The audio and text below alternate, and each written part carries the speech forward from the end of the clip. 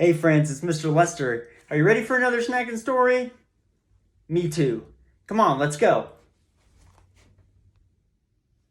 And to think that I saw it on Mulberry Street.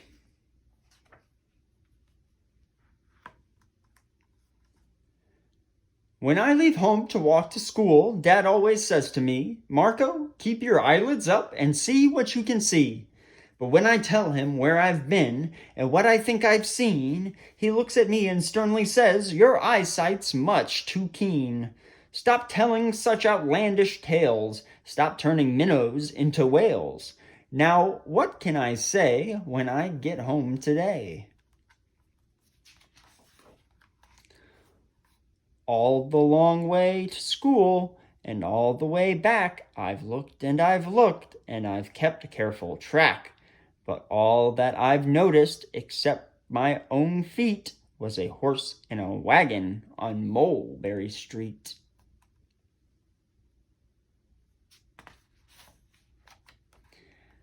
That's nothing to tell of. That won't do, of course. Just a broken down wagon that's drawn by a horse. That can't be my story. That's only a start. I'll say that a zebra was pulling that cart. And that is a story that no one can beat when I say that I saw it on Mulberry Street.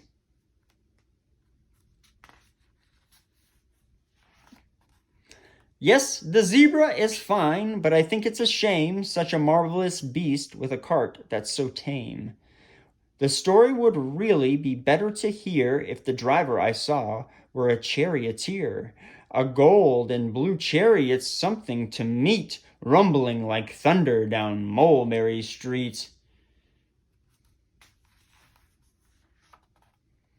No, it won't do at all. A zebra's too small.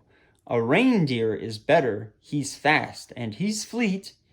And he'd look mighty smart on old Mulberry Street.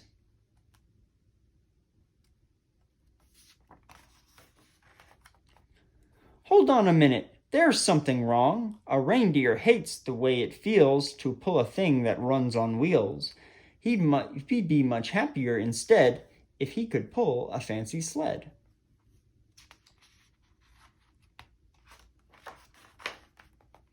A reindeer and sleigh. Say, anyone could think of that. Jack or Fred or Joe or Nat. Say, even Jane could think of that. But it isn't too late to make one little change. A sleigh and an elephant. There's something strange. I'll pick one with plenty of power and size. A blue one with plenty of fun in his eyes.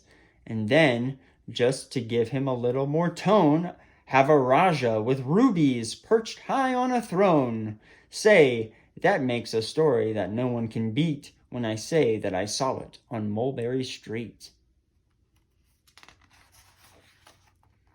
But now I don't know, it still doesn't seem right. An elephant pulling a thing that's so light would whip it around in the air like a kite. But he looks simply grand with a great big brass band.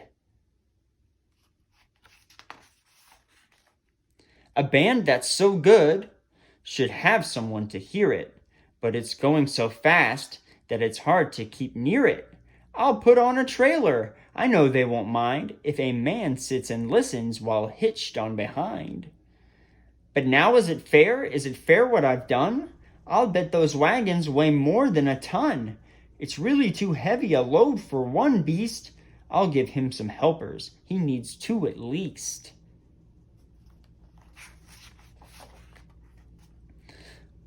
But now what worries me is this. Mulberry Street runs into bliss. Unless there's something I can fix up, there'll be an awful traffic mix-up. It takes police to do the trick, to guide them through where traffic's thick. It takes police to do the trick. They'll never crash now, they'll race at top speed with Sergeant Mulvaney himself in the lead. The mayor is there, and he thinks it is grand, and he raises his hat as they dash by the stand. The mayor is there, and the aldermen too, all waving big banners of red, white, and blue. And that is a story that no one can beat when I say that I saw it on Mulberry Street. With a roar of its motor, an airplane appears and dumps out confetti while everyone cheers. And that makes a story that's really not bad, but it is still could be better, suppose that I add.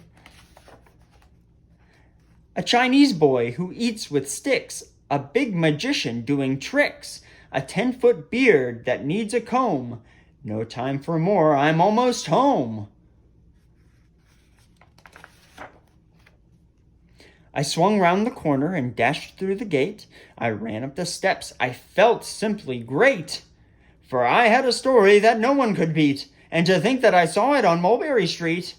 But Dad said quite calmly, "Just draw up your stool and tell me the sights on your way home from school."